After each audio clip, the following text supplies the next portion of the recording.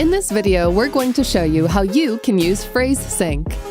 When you load a track onto a deck for the first time, phrase analysis automatically starts. Phrase analysis will divide the song into different phrases. For example, intro, verses, and chorus, which then help ensure your mixes sound better because they are not just in beat sync, but also in phrase sync. Phrase sync works by snapping the track on the incoming deck to the start of the next phrase on the track currently playing. The phrase indicators below the track waveform will tell you which phrases have been synced in the tracks. Remember, phrase sync will work best if your tracks are beat matched.